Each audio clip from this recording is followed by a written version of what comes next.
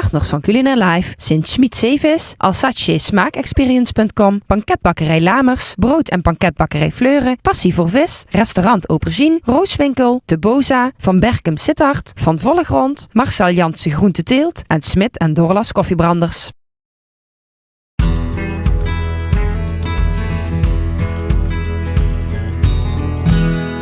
La vita sa è fantasia, fai come vuoi ma tutto in proporzione, goditi in pieno quello che ti dà, ma mai saziarsi, mai fermarsi.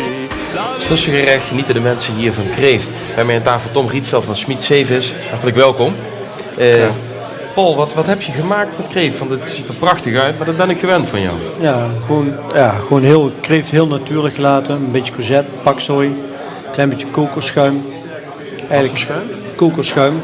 Kokos, paksoi en allemaal smaken heel goed bij elkaar passen. En een beetje rijst eronder. Ja. Die is kreeft, het staat bekend als een delicatesse. Waarom is het een delicatesse? Want wanneer bepaal je dat iets een delicatesse is? Ja, ik denk dat het zo gegroeid is. Punt 1, het komt ver weg. Ja. Sinds kort komen ze ook in een bepaalde periode uit Zeeland, maar de meeste komen toch overal ver weg. En deze komen bijvoorbeeld uit Canada. Je zegt deze, dan hebben we het hier in de bak hebben aanwezig. En dus dat maakt het al tot een speciaal beest. We noemen het ook het feestbeest. Ja. Kunnen we eens even eruit halen om even te zien? Dat vind ik Ja, ik heb er eentje, deze is leven en deze is gekookt. Dus als je kookt, dan zie je ook dat het helemaal verkleurt. Dat rood, dat is altijd door het koken dus, hè? Ja. Ja. Waar komt dat vandaan? Is dat die Dat is gewoon de reactie als je hem in het water legt. Als je stofje. Ja. Ik heb ook wel eens gehoord, en ik weet niet of dat ook een schrikreactie van het dier is, voor het feit dat met dat koken, weet je. Nee. Met garnalen is hetzelfde, hè? Ja. Er zit een bepaald stofje. Gamba's, alles trekt rood weg als je het kookt. Hij kan nu niks doen? Nee, in principe, hij wordt altijd gevangen en wordt er altijd een elastiek op zijn scharen gedaan. Deze is een beetje suf omdat hij al even uit het water is, dan zijn ze sowieso wat rustiger. Hoe lang kunnen ze uit het water? Nou, die kunnen best wel tijd. Zelfs in de koelkast, als je tussen twee natte doeken legt op een donkere plek, kan je zo 3-4 dagen blijft hij echt leven. Hij gaat echt niet zomaar dood uit het water. Hij heeft ook geen eten nodig verder. Zo. Nee, zelfs in de kreeftenbak worden ze meestal niet gevoerd. Tenminste hier, zo wij die in de kreeftenbak hebben staan, onze bedrijven, worden die eigenlijk nooit gevoerd. Ja. Als je nu zo'n beest ziet, hoe oud is zo'n kreeft nu ongeveer? Het zal een jaar of 6 zijn ongeveer, hè? Maar ze doen een winterslaapje, dus vandaar het enige is dan wel als je een kreeft te lang bewaart in bakken en je hebt ze koel, dat ze zichzelf gaan opvreten. Hè? Dus dat is een reden om kreeft zo vers mogelijk bij de klant te krijgen. Ja. Als je nu kijkt naar het, wat je ziet, die kreeft dan, die heeft een bepaald gewicht en daar haal je geloof ik maar 1/3 uit voor consumptie, hè? Ja, dus daarom is het ook exclusief en daarom is het ook duurder. Ja. En dan als je naar de grootte van het product kijkt, hoe groot, een kreeft heeft een bepaald gewicht, heeft dat ook met zijn leeftijd te maken? Wordt hij nou ouder, wordt hij groter? Ja, je hebt bij sommigen zie je wel eens in zo'n visbak in zo'n restaurant, zeker in het buitenland, zie je echt van die mega beesten. Maar de smaak wordt er meestal niet beter van. Ja, dat heb ik wel eens gehoord. Dus die smaak die boet dan eigenlijk wel in. Dus hoe jonger je hem eet, hoe beter het is. Ja, zo tussen de 4 en de 6 jaar dan zijn ze echt heel mooi van smaak. Maar je hebt natuurlijk ook de kenners, dat zijn eigenlijk de babykreeften die nu ook bijna komen. Er wordt ook heel veel mee gedaan. Het komt ook dat ze natuurlijk een beetje betaalbaar zijn, tot er meer kreeften of kennertjes in een kilo zitten, heel logisch. Ja. Dus je ziet ze dan ook daar heel veel op de kaart overal. Babykreeft, kenners. En de dollarprijs speelt ook in ons voordeel op het ogenblik, hè? Dus dat we meer kunnen kopen daar. Nou, omdat de euro wat meer waard is ten opzichte van die Canadese dollar. Ja. Dus dat werkt ook alweer. Maar ze zijn de laatste jaren natuurlijk behoorlijk in prijs gezakt kreeft. Dat het eigenlijk nu een standaard product aan het worden is. En merk je die tendens ook, dat het gewoon ook veel meer op kaarten terug te zien is, dat mensen het eerder in een restaurant bestellen? Merk je die tendens ook? Ja, zeker. Hè? Je ziet hier zelfs hier in de bistro, zeg maar, ze hebben gewoon kreeft op de kaart. PDA. Want dat was een paar jaar terug ondenkbaar. Dan zag je eigenlijk een sterrenzaak, dat je een kreeft, maar nu eet je kreeft overal. Ja. Dat is, Maar wat ik misschien kan zeggen over een kreeft, dat je bijvoorbeeld het verschil tussen een mannetje en een vrouwtje, ja. dat is heel maf. Maar het is namelijk een mannetje en dat zie je aan de spitsen van de staart. Dus ja, hij leeft nog. Zie je dat? Hij loopt heel spits af en bij een vrouwtje loopt hij heel rond af. En dat is eigenlijk heel logisch, want een vrouwtje zit ook altijd de eitjes eronder. En dan zit die staart veel boller. Dus het is eigenlijk een heel goed kenmerk dat je gelijk ziet. Dus kreeft een mannetje en een vrouwtje is door de bolle staart. En dit is echt een schuine staart. En dan zie je gelijk dat er een mannetje is. Ja. Ja, dit is helaas ook een mannetje. Hoe zit het met beschikbaarheid van die? Dat je natuurlijk ook vaak bij vissoorten, veel vissoorten bedreigd zijn. Hoe is dat bij kreeft? Nou, in Canada daar is de controle enorm streng. Ik denk dat ook dat hun succes is. Canada is opgedeeld in 41 gebieden. En die hebben allemaal een bepaalde periode dat ze mogen oogsten. Dat ze die kreeften mogen vangen, de vissers. Dat wordt gecontroleerd met GPS-systemen. Zodra ze dus ook maar buiten het gebied, buiten hun tijd gaan, dan verliezen ze de licentie. Oké, dus dat is allemaal heel streng. Daardoor kunnen ze ook het hele jaar door leveren, omdat die beesten dus de rust krijgen en zich kunnen vermenigvuldigen. De vrouwtjes met eitjes, daar is streng verbod op, die moeten ook teruggezet worden. Ja. En de kleinere kreeften. Dus met de populariteit ook gezien de prijs en ja, toch geen kwetsbaarheid en de beschikbaarheid, hoeven we ons geen zorgen te maken en kunnen we blijven genieten. Dus dat hebben ze heel goed gezien. Dan gaan we eens proeven. Heerlijk. Non stanca mai, mangiare amore è tutto un'emozione. Inmiddels zijn we aangekomen bij het hoofdgerecht en we gaan genieten van het Limburgs goud, zo mag ik zeggen, van Wil Theeuwen van Teboza. En aan de andere kant ligt daar keurig een stukje lam bij. En dat is van Joop van der Boom van Slagerij Giese, onderdeel van VSC Rooswinkel. Paul, wat heb je precies gemaakt? We hebben natuurlijk een paar heerlijke asperges, Hollandaise saus. En daar hebben we guldalam bij gebruikt. Guldalam hebben we een stukje carré gebruikt, dus van het ribstuk. Een stukje voorloper, daar hebben we een rolletje van gemaakt en heel zacht gegaard. 17 uur op 58 graden. En dan hebben we een stukje lamsnek. En die is, volgens mij is die 23 uur gegaard op 62 graden. Paul, waar komt die combinatie vandaan? Want die is heel populair, hè? Lamsvlees met asperges. Hè? Ja, nou, ik denk dat het vooral komt dat het allebei hele jonge asperges. Dus asperges begint, voorjaar begint, lammetjes, lamsvlees. En bovendien, dus allebei hele producten na de winter. Dus dan ben je echt, komt een beter en lekker weer. Het jonge gras, de jonge asperges, de lammetjes die dus een jonge gras eten en zo, krijg je een mooie smaak. Dus en die combinatie allebei, dus lam en asperges, passen nog heel perfect bij elkaar. Maar ik denk vooral tot het eigenlijk gekomen is, tot het echt een seizoensproduct is. Dat natuurlijke element, dat seizoensgevoel, kan dat soort eenvoudige uitleg in principe? Ja, ik denk dat het er zeker mee te maken heeft. Maar bovendien is natuurlijk dat de smaakcombinatie ook heel goed bij elkaar past. Ja, okay. Maar ja, als een lam en een asperges, als je daarmee begint, dan begint de zon te schijnen en begint het voorjaar. Jij wil natuurlijk graag terug naar de keuken. Ja, we moeten nog een paar doorgeven. Okay, dankjewel. Oké, graag. Okay.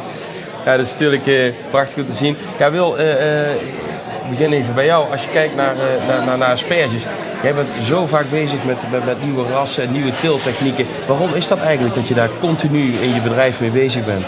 Nou, je wilt eigenlijk voor je klant en uiteindelijk voor de consument toch steeds iets nieuws doen, iets verbeteren.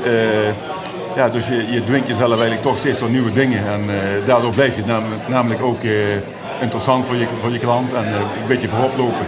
Ja, maar aan de andere kant, als je kijkt naar asperges, gewoon de core business, is toch gewoon dit klasse product wat ik in de winkel wil vinden. En dit is allemaal heel erg leuk, maar is dit niet heel belangrijk?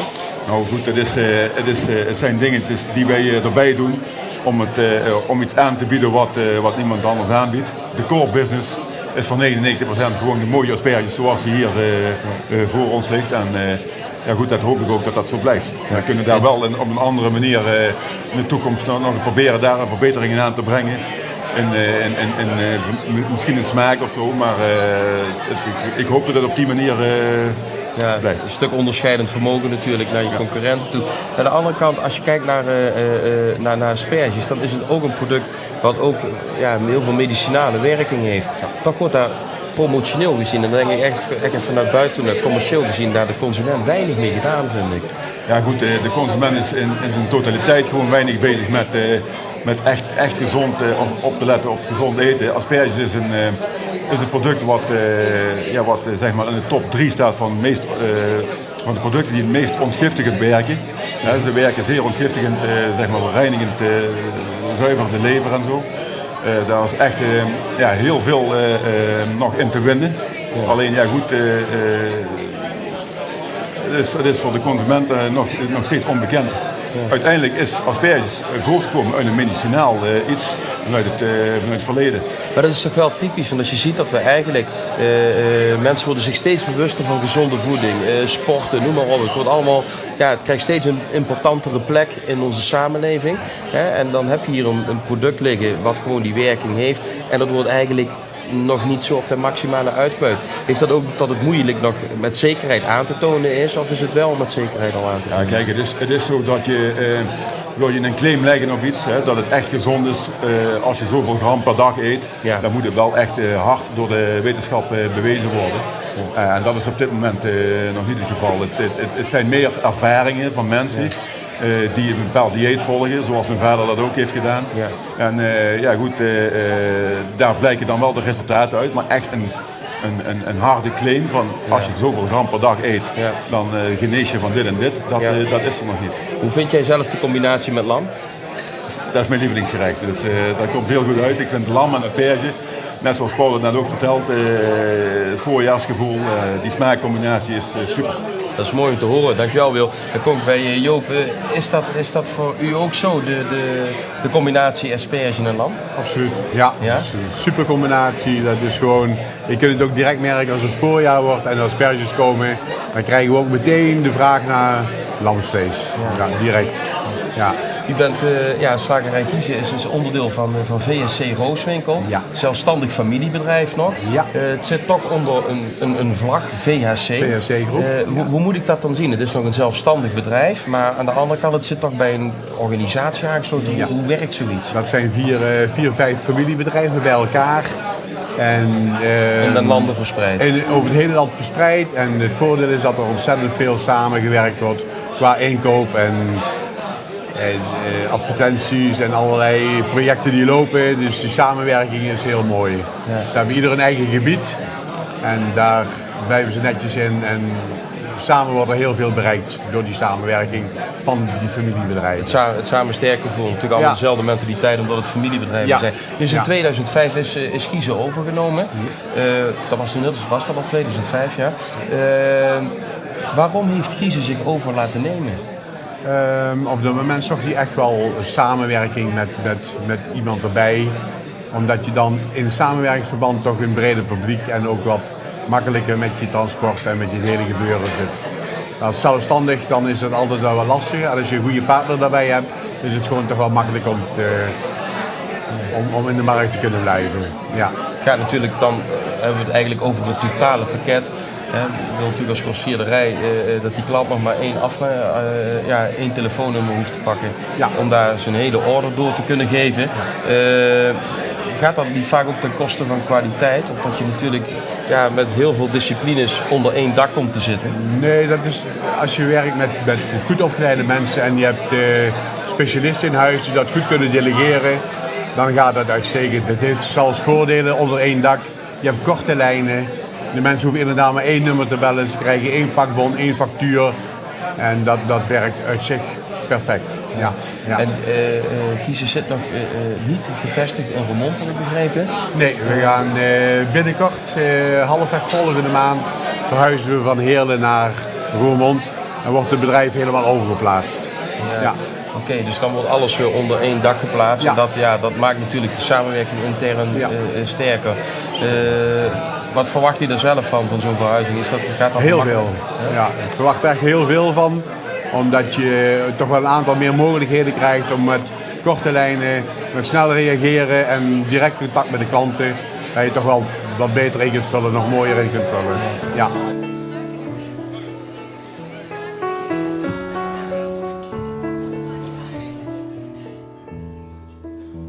Door me quel poco che le basta per sorridere al nuovo giorno che ti dedica e lo sai. E quando è stanca non lo vedi e non lo dice mai, e fa l'amore con il bene che le dà. Trattiene lacrime perché non ti spaventino, o per raccogliere tutte le tue. Mette davanti le tue mani prima delle sue, e quando pensa sempre in due. Non ti dirà mai del freddo che ha. Lei non domanda, non chiede, ma sa. Bussa per dirti che ci sei, e se un giorno apri, c'è lei.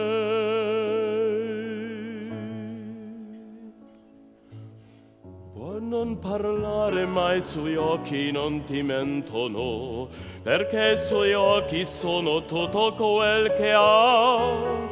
E tu ti specchi nella loro meraviglia, nella sua unica semplicità, nella sua verità, la generosità. E se ti cerchi e non ci sei, c'è lei. Se non ti trovi, allora trovi lei.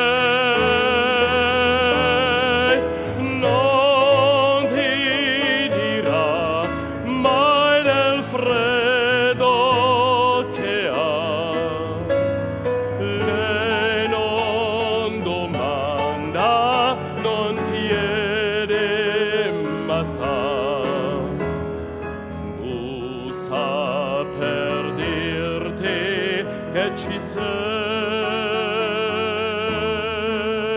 se un giorno apri, c'è lei. Ha già raccolto stelle e fiori, svegliandosi per te.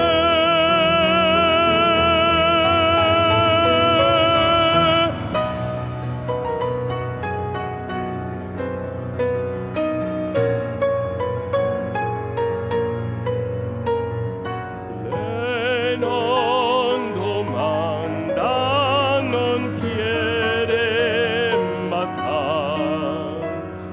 Chiama per dirti che ci sei,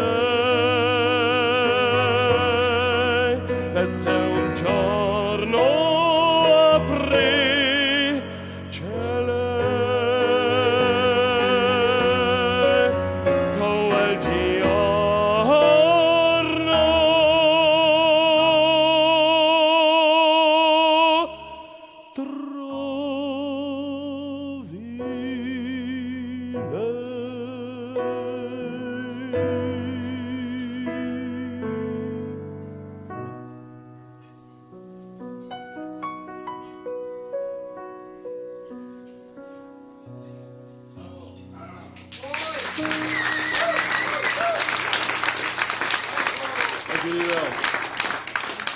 We zijn nog hier zo, nog de reclame. Die bij Navenant Culinair Live.